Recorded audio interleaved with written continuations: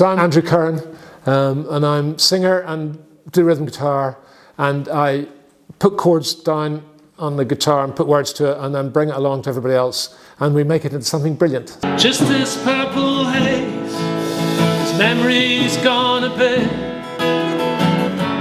He sits drinking in the Golden King, wonders how his wallet's grown so thin. Music has always been very central in my life. So I come from a whole line of professional musicians, including a cousin who played in the Berlin Philharmonic and all that stuff. So I never actually, interestingly, got interested in learning musical notation and all that stuff, because that's sort of maths on a paper.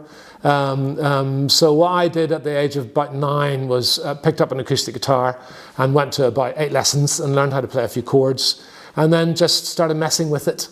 And I'd find a chord I liked, and then I would just develop it into a song. And I've had an adventurous life, let us say, so I have an awful lot of lived experience to draw on. Yes, a lot of it quite hard, but that's fine, because you write good songs if you've been through quite hard stuff.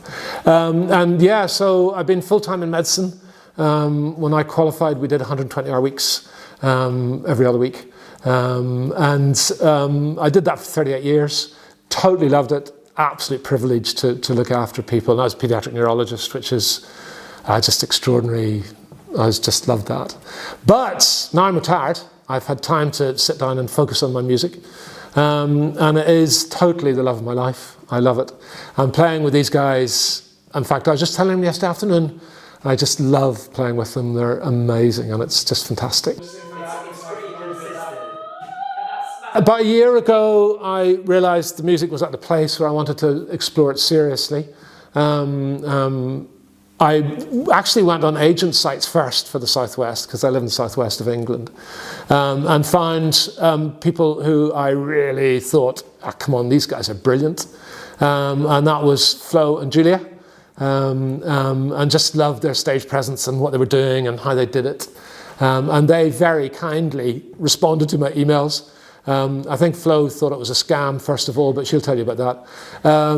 But it wasn't, it was just me doing what I do, which is just reach out and find. And then Flo knew Aidan, so Aidan came along, and yeah, we just gelled and found we were producing this sound that totally engages us, and therefore we think will engage an awful lot of other folk as well. They say that love is true and strong, its path can be held in the words of a song. They say that everything you know gets turned and twisted and shifted about.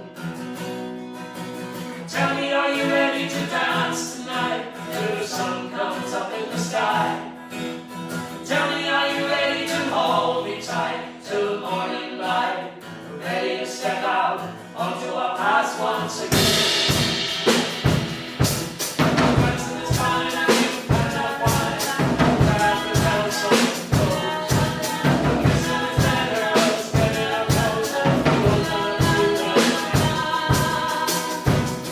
As a band, we've been together a year, and we're now in the process of recording our second album. First one is due to drop in September, beginning of October, but the single will be out in the next 4 weeks. I write a song just by finding chords and chord progressions that I like, which is just a common way of doing it. And then I just let my mind write the words. I have no conscious control over that. I just get it to write what is there. And my other mind is going, oh yeah, no, that sounds all right. Oh, we'll change that word and that word. But basically, once I've got the chord progression, it takes about 4 minutes to write a song. And then I sing it a few times to make sure it all fits and adjust the words a bit. And then that's a song.